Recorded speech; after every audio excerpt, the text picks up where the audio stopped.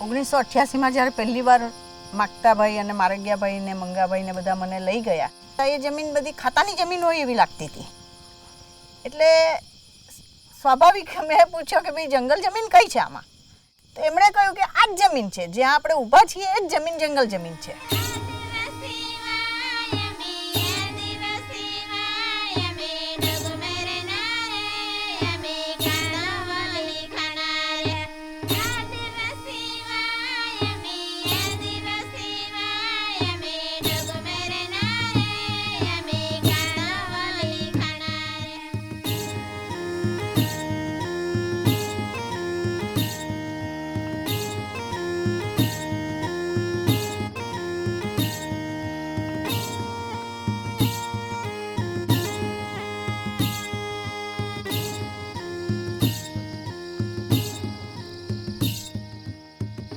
કાંદેનો વાજેન ખોઈતનો ખાદ્ય મેં બાફીતનો ખાદ્ય મેં બોલતી તા બીજો દી પુઈરાને ખાવાડતી જાગલા કાંઈ ના જ ટોપીલામાં રાંધીત ન ખાવાડને ન દિવાલીઓ ન ઓલ્યો દિવા એને દાળ ભાત રાંધને તે કાંઈ તીવારે ગણાતને આમાં પગમાં ચંપલ એના મળે કશું નહીં. તે વખતે જે ડોળકા ખરા ને એના ચંપલો બનાવતા હતા, કાં તો પછી એક મદલ ઝાડ કરીને છે એના છાલ કાઢીને પછી એમાંથી દોરી લટકાવી દેતા હતા. પછી જે વધારે ગરમી પડે તે ટાઈમે એ રીતે ચંપલનો ઉપયોગ એમાં કરતા હતા. જંગલ ખાતાવાળા બહુ હેરાન કરતા હતા અને નવદ થાંભલીનું ઘર બનાવવા દે, એ સિવાયનું મોટું ઘર કરવા જ ના દે. પરિવાર થોડા વધારે હોય તો પણ નવ થાંભલીના ઘરમાં જ રહેવાનું.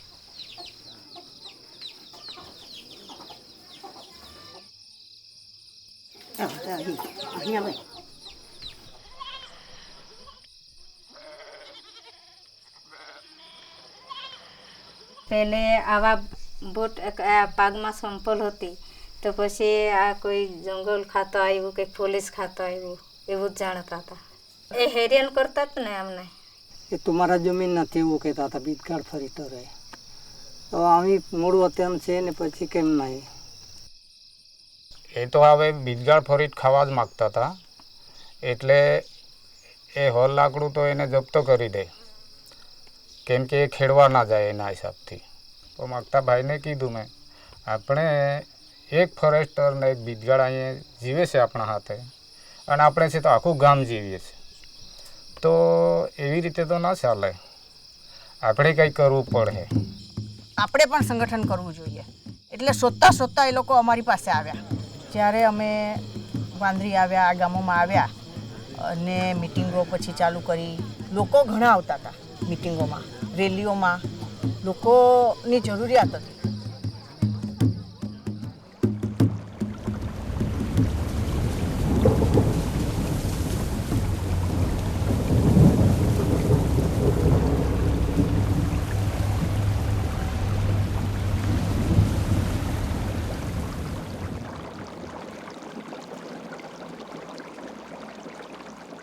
નર્મદામાં 11,000 હેક્ટર ફોરેસ્ટ જમીન જતી હતી, એની સામે 61,000 હેક્ટર જમીન એ લોકોએ લગભગ 100 ગામોમાં અભયારણ્ય જાહેર કર્યું. ફક્ત એક કલમના એક લસરકાથી તમે સેન્ચ્યુરી જાહેર કરી દો અને એ જ રીતે આ સેન્ચ્યુરી જાહેર થઈ છે.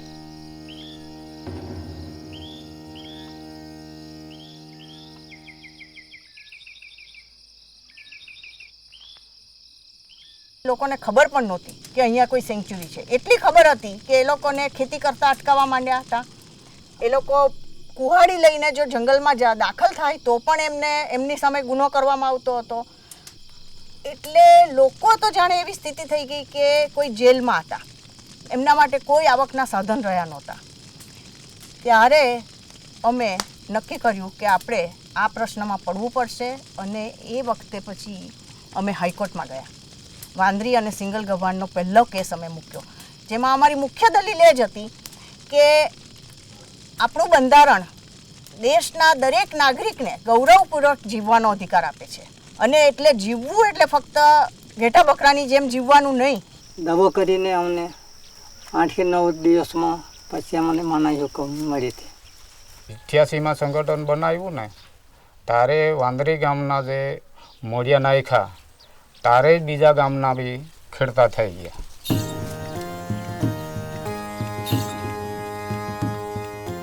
જ્યારે અમે સંગઠન બનાવ્યું ત્યારે હું એ જ જણાવતી હતી કે આપણે લડવાનું છે, અન્યાયની સામે લડવાનું છે, ન્યાય મેળવવાનું આપણો ધ્યેય છે.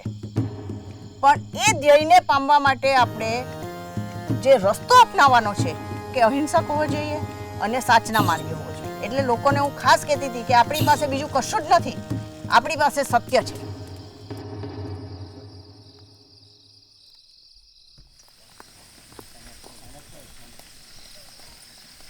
આમને સરકાર રસ્તો નહોતો બનાવી આપતો, કેમ કે અભયારણ્ય વિસ્તાર હતો.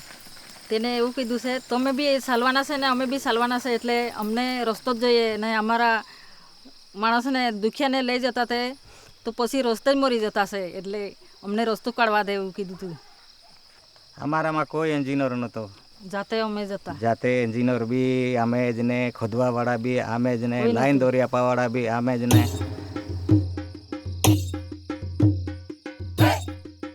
એટલે અમે છે તે સંગઠન બનાવીને રસ્તોથી ડોમખોલથી વાંદરી સુધી 12 કિલોમીટર 550 માણસો જાતે રોટલા લઈને 30 દિવસે સતત મહેનત કરી.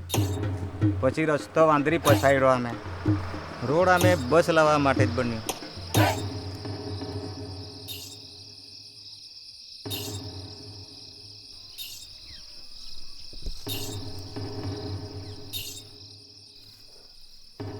उसमें बीट गाड़े मारा भाई थी बोलोद लेता ना ये पीपलत कठोरो माने कैसे मारा बहन मारा बोलोद जंगल खाता वाला ले गया जुआ जेम मैं सासू ने हाथे गई न बोल दे जाता मुझके ऐसे दादी के बाजू एम की कैसे दादी के बाजू ने मारा बोलोद काई मूक्या बोलोद लेवाई रीत के एम कीधुं मैं એટલે જઈને બોલોદ હંતાડી મૂક્યા તે સુધી કાઢીને લઈ પકડી.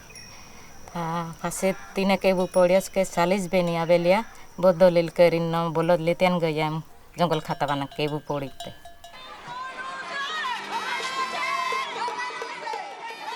તે મોટે મોટે રેલિયા કાઢ્યા ડેડિયાપાડામાં છોકરા ઘરે મૂકીને નો ઘર બહાર ડોર મેકીને અમાને જવું પડે ફૂકાન ફાંપ્યા ડેડિયાપાડા બાજુ રેલીને.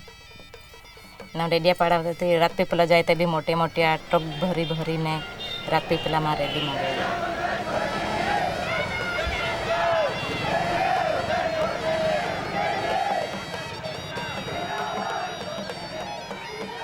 પોલીસ અમને પહેલાથી જ કહે તમારી રેલી છે ને અમારે કોઈ ચિંતા નથી, એ શાખ ઊભી થઈ હતી. અને એના લીધે એક બીજી પણ વાત કરી દઉં કે પોલીસ તંત્ર ક્યારેય અમારી વિરુદ્ધ નથી ગયું. એટલે જંગલ ખાતું અને પોલીસ ખાતાની જે સાંઠગાંઠથી જે વધારે દમન થાય છે એ આ ગામોમાં ક્યારેય ન.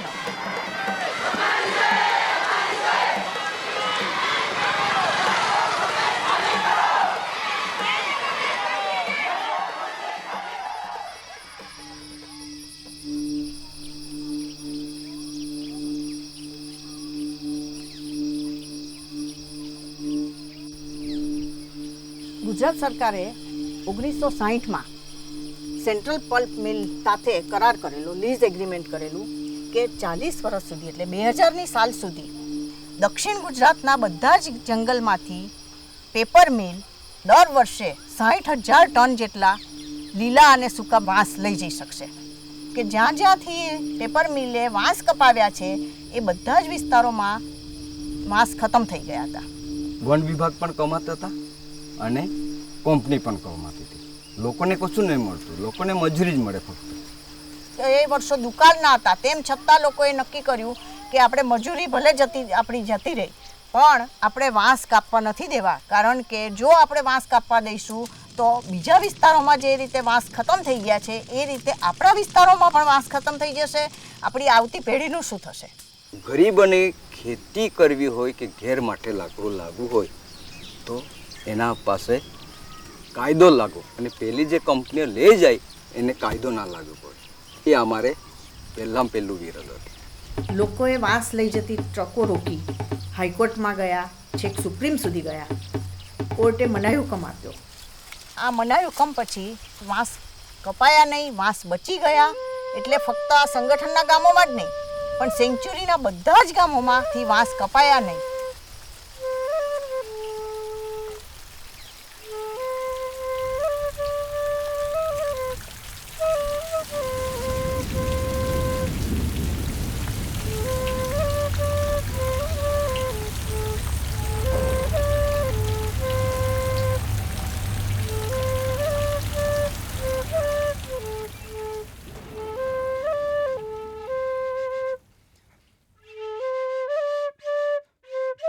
લોકો શાંતિથી ખેતી કરતા થઈ ગયેલા, એમની બીક ભાંગી ગયેલી, એઓ મોટા ઘરો બનાવતા થઈ ગયા, પરંતુ તેઓ હજુ પણ એન્ક્રોચર એટલે કે દબાણદાર જ ગણાતા હતા. આ સ્થિતિ બદલવાની જરૂર હતી. એ અરસામાં દેશમાં એક ઘટના ઘટી. સુપ્રીમ કોર્ટના ઓઠા હેઠળ વન મંત્રાલયે આખા દેશના જંગલ વિસ્તારમાંથી લોકોની હકાલપટ્ટી ચાલુ કરી. એટલે દેશભરના સંગઠનો ભેગા થયા અને કેમ્પેન ફોર સર્વાઇવલ એન્ડ ડિગ્નિટીની રચના કરી. સૌની માંગ હતી કે હવે તો આદિવાસીઓના હક્કો માટેનો કાયદો જ જોઈએ. પ્રાઇમ મિનિસ્ટર મનમોહન સિંઘે ખુદ કહ્યું કે હવે આપણે એક કાયદો બનાવવો પડશે, અને એમાં સિવિલ સોસાયટી એટલે કે સંગઠનોમાંથી પણ 2 વ્યક્તિ ડ્રાફ્ટિંગ પ્રોસેસમાં રહેશે. પહેલેથી જ અમે ડ્રાફ્ટિંગ પ્રોસેસમાં સામેલ હતા. ડિસેમ્બર 2006માં કાયદો પસાર થયો. આદિવાસીઓના હક્કોનું જે સંરક્ષણ થવું જોઈએ એ નહોતું થયું. એટલે એ જે ઐતિહાસિક અન્યાય આપણા દેશના આદિવાસીઓને થયો છે, એ અન્યાયને નિવારવા માટેનો આ કાયદો છે.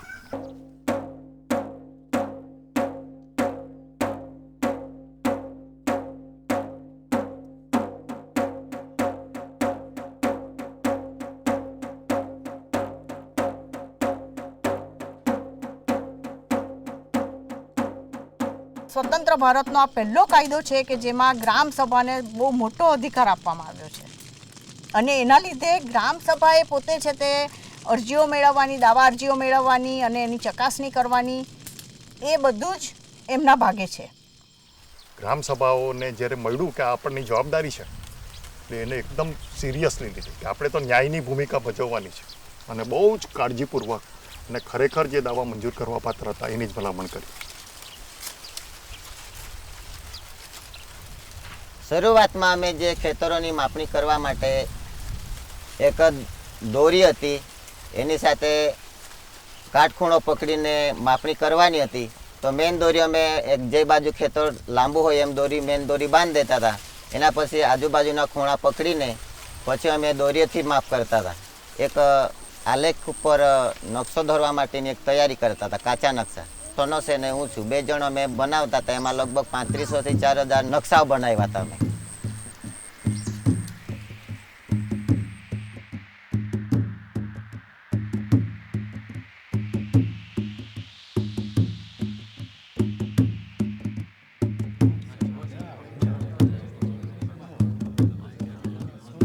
એમાં આખા પુરાવા ભેગા કરીને એની ફાઇલો, વ્યક્તિગત ફાઇલો બનાવવાની. આ ફાઇલો વ્યવસ્થિત ફાઇલો બને એના માટેનું આખું એ કરતા હતા.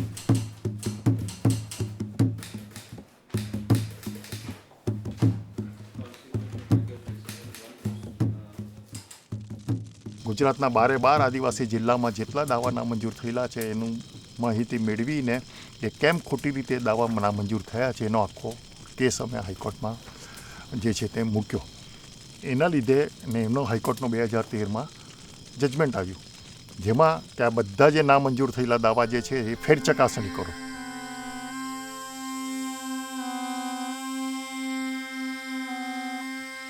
કાયદામાં એક પુરાવો સેટેલાઇટ ઇમેજરી પણ પુરાવો છે, એ જે છે તેને માન્યતા આપેલી. એટલા જ માટે અમે જીપીએસ મેપિંગમાં પડ્યા, કારણ કે સરકાર જીપીએસ જેવું કંઈક કરવાની છે એવું સાંભળવા મળ્યું. એટલે અમે વિચાર્યું કે જો સરકાર કરવાની હોય તો એમાં શું થાય છે, કેવું આવે દેખાય છે, કેવું નહીં દેખાય, એ આપણે અખતરો કરી જોઈએ. એટલે સરકાર કરે ત્યાર પહેલાં અમે જીપીએસ મશીન મેળવીને એક ગામના બધા ખેતરો જીપીએસ કર્યા. આપણે જીપીએસ કરીને જે ગૂગલ અર્થ પર જ આખો ડેટા સુપર ઇમ્પોઝ કરીએ, એમાં જોઈએ એટલે 2005માં અહીંયા ખેડાણ છે કે પેલું છે, તરત જ ખબર પડી જાય. એ અણધારેલો ફાયદો જે છે તે ગૂગલ તરફથી બહુ મોટો મળી ગયો આખા કામમાં. એટલે ફટાફટ બધા ગામોમાંથી જીપીએસ કરવા માંડ્યા.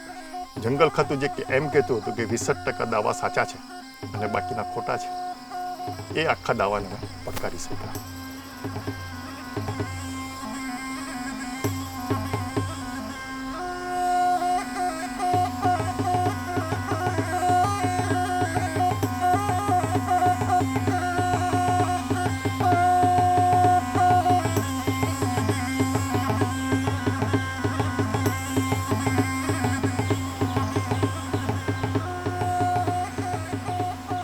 મારી પોતાની પણ 10 એકર મંજૂર થયેલી અને બીજા ભાઈઓની પણ મંજૂર થયેલી હતી. પણ અમે એવું વિચાર્યું કે હવે આપણી માપણી કરાવી લેશું તો બીજાનું શું થશે? ભૂખા રહેવું હોય તો બધા અને ખાવું હોય તો બધા, એવું અમારી ઈચ્છા. આપણે સેટેલાઇટ ઇમેજરી જો હોય, જે જો પુરાવો હોય ને એનો જો પુરાવો પાકો હોય તો એના આધારે તો મંજૂર કરવા જોઈએ, એવું ફોરેસ્ટ સેક્રેટરીએ પણ સ્વીકાર્યું. એના આધારે જ પછી સરકારે આ નિર્ણય લીધો કે ગીર ફાઉન્ડેશન વેરીફાઈ કરશે અને 99% કેસોમાં એ લોકોએ ગ્રામસભાનું જે ફાઇન્ડિંગ હતું એને અનુમોદન આપ્યું. નર્મદા જિલ્લાની વાત કરીએ કે નર્મદા જિલ્લાના આપણા સંગઠનના કામોમાં 96% દાવા મંજૂર થઈ ગયા. જે ક્ષેત્રફળ ઓછું મળેલું હતું એ પણ સુધરી ગયું. જે બીજા કોઈ આખા જિલ્લામાં, આખા દેશમાં જ્યાં એકવાર જિલ્લા કમિટીએ જે ક્ષેત્રફળ મંજૂર કર્યું એને સુધરીને ફરી વીતું હોય એવું બીજે ક્યાંય બન્યું નથી. સરકાર તો નામંજૂર કરવા માટેની આખી એ લોકોની કોશિશ ચાલતી હતી, પણ અમે એના પાછળ એક ને એક ડગલું આગળ વધતા ગયા, એના લીધે આખી જીત મળી.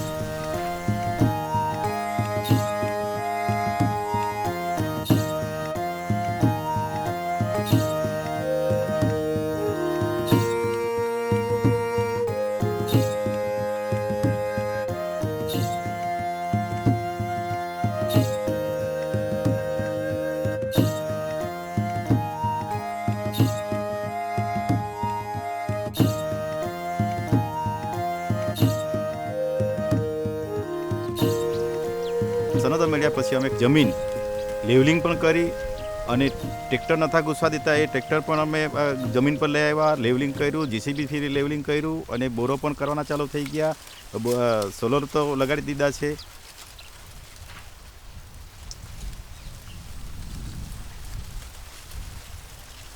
આ જમીન જે અમારી છે એ આ સાઈડની ખુલ્લી છે, એવી ખુલ્લી હતી.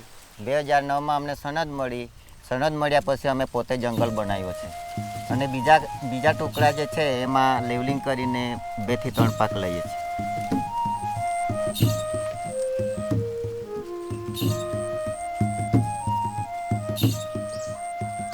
આ પેલી 1947ની જે આઝાદી મળી, પણ અમને જે અત્યાર જે સનદ મળી એ આઝાદી કહેવાય છે. આટલું આપણે કામ કર્યું તો આટલું તો આપણે બધા ખેડૂતો બની ગયા. સાંજ સવારે ભાત ખાતા થઈ ગયા.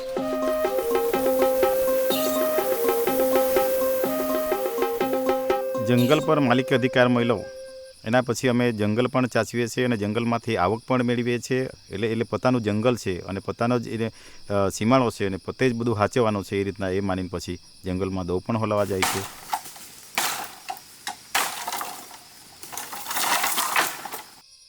આયરો કાચો વાંસ, આયરો 2 વર્ષનો, આયરો 3 વર્ષનો અને એમ કરીને પાકા થઈ જાય વાંસ. તો ખાસ કપાઈ ચીપીમવાળા કાપતા તે વખતે બધા આડેદોડે આમાંથી કોઈ હુકાયેલો બી કાઢી લે ને લીલો બી કાપી લે. અને અમારી ગ્રામસભાની મંજૂરી મળી ત્યારે અમે ફક્ત હુકો જ વાંસ કાપીએ ને લીલાને કંઈ અડતા નહોતા. અમે કંપનીના દલાલ નહીં, અમે ગામ સભાના હિતમાં કામ કરશું. અમે એવું નક્કી કર્યું કે હવા અમને આપો, મજૂરી અમે ચૂકવશું અને જે વધેલી રકમ એ ગામ સભામાં જમા રહેશે.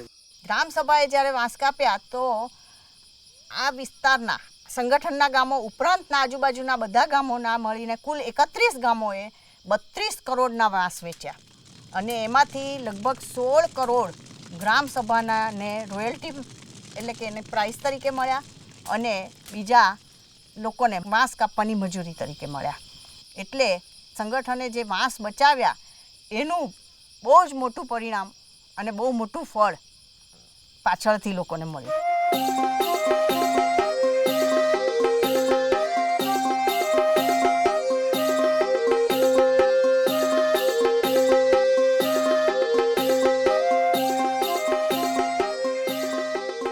People are really happy to live here.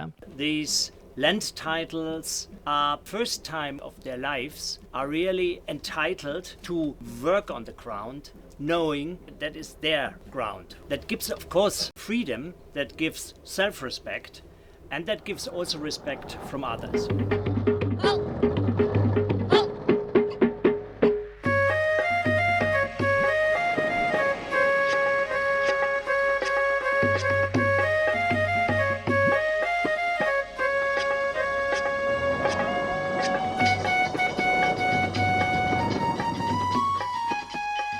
નાબાર્ડના જ અહીંયા જિલ્લાના અધિકારી એકવાર અમારી મિટિંગમાં આવેલા, એટલે એમણે કહ્યું કે આ તો તમારું બહુ સારું કામ ચાલે છે અને લોકોને અધિકારો મળ્યા છે, જમીન સુધારવાની છે, તો નાબાર્ડ પણ એમાં મદદરૂપ થવા ઈચ્છશે. એટલે પહેલાં એમણે આ બધા ખેડૂતોની મંડળીઓ બનાવવાનું, FPO બનાવવાનું. બીજી યોજના આપી વાડી યોજના, કે જે વાડી યોજનામાં જે છે તે આંબાવાડી જે છે તે બધા ઉછેરે, એક એકરમાં 45 આંબા એક ખેડૂત ઉછેરે, એવા 500 ખેડૂતો માટે વાડી યોજના નાબાર્ડની બહુ જૂની યોજના છે, એ જે છે તે આ વિસ્તારમાં આપી.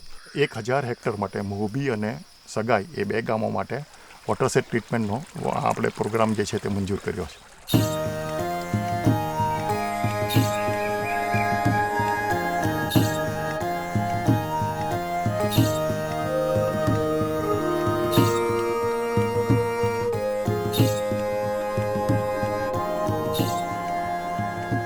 જંગલો આજની યુવા પેઢીને નહીં પોષી શકે એવું નથી, તેમ છતાં નવી પેઢીની પોતાની એક ખ્વાહિશ હોય છે. તો એના માટે જંગલ અને જમીનથી અલગ પ્રકારનું હુન્નર એમના હાથમાં આવે એના માટે થઈને નાનો પ્રયોગ ચાલુ કર્યો છે, હેન્ડલૂમ બનાવવાનો.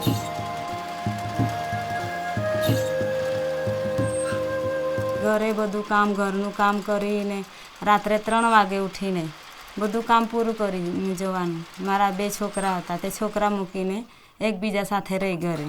આપણે બહાર મજૂરીએ જઈ તો તેની કરતાં તો અહીંયા સારું. કમાણ તો દિવસે 4 મીટર થાય તો 400, 5 હોય તો 500 રૂપિયા બી થઈ જાય, એટલે થઈ જ જાય ને. 40 મીટરનું કાપડ વેચ્યું હતું મેં. અડધું કામ એને કર્યું ને અડધું કામ મેં કર્યું. હા, મારી વહુ પાસે શીખાય, એને જ શીખવાડી દીધું. થોડા સમયમાં ઘરે મશીન લઈ લેશે એવું મને લાગે છે, એટલે મેં કામ કરીએ કરીશું બંને, એટલે સારી આવક આવતી જશે. આવક વધે, સ્ત્રીઓનું એક ગૌરવ વધે, માન સન્માન વધે, અને એની સાથે ગામોમાં એક નવા જ પ્રકારનું હુન્નર ચાલુ થાય, એનો એક હેન્ડલૂમ હબ બને, એ પણ અમારી એક ખ્વાહિશ છે. ગ્રામ સભાની એક ઇન્સ્ટિટ્યુશનને વધારે સ્ટ્રેન્થન કેવી રીતે થઈ શકે એના માટેની કોશિશ કરીએ છીએ. એના માટે જે મહત્ત્વના જે મૂલ્યો છે, એક તો છે એકાઉન્ટેબિલિટી, બીજું છે ટ્રાન્સપરન્સી. એ નેતાગીરી જો રહે તો લોકો સામે સવાલો કરતા થાય, એ જરૂરી છે. ઇન્ડિવિજ્યુઅલ અને સામુદાયિક અધિકારો આદિવાસીઓને મળે, એ આદિવાસીઓના હિતમાં તો છે જ, પણ જંગલના હિતમાં પણ છે. એ લોકોને રાઇટ્સ હશે, ઇન્ડિવિજ્યુઅલ જમીન પર રાઇટ્સ હશે તો જ એ લોકો સાચવશે, એને લોંગ ટર્મ એના પર વ્યૂ લેશે અને એને જમીનને સુધારશે, સાચવશે. આ વાત જંગલ માટે પણ એટલી જ ઉપયોગી છે અધિકારો આપવા, અને જેટલા આદિવાસીઓ બંને માટે એ રીતે જોઈએ તો વિન વિન સિચ્યુએશન આજે છે તે છે. આજે જે ક્લાઇમેટ ચેન્જની જે વાત થઈ રહી છે, એમાં સરકારો તરફથી જનરલી એવું માનવામાં આવે છે કે કોઈ ઇન્ડસ્ટ્રીને, બહારથી કોઈ કંપનીને આ જંગલ ઉછેરનું કામ સોંપવામાં આવે તો જ જંગલો ઉછેરશે. તો એને માટે પણ એક નમૂનો ઊભો થઈ શકે એમ છે કે સ્થાનિક લોકોને જો અધિકાર આપવામાં આવે તો જંગલ કેટલું મોટા પાયા પર ઉછરી શકે, જે બહારની કોઈ પણ એજન્સી આવીને ઉછેરી નથી શકવાની. એ તાકાત લોકોમાં છે.